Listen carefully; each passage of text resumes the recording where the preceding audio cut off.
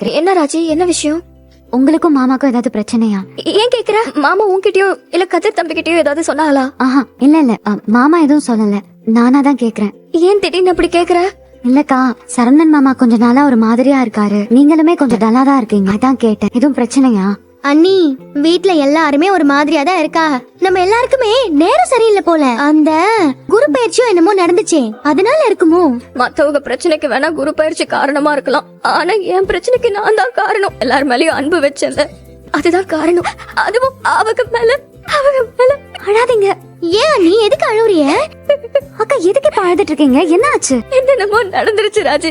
கொஞ்ச நாளா நான் நினைக்காதது என்னென்னமோ நடந்துருச்சு. என்னை வெறுக்கிறாரு அவரு. என்னை பார்த்தாலே அவருக்கு பிடிக்கல. அண்ணி, ஏன் அப்படி நினைக்கிறிய? யாரு உங்களை வெறுக்கிறா?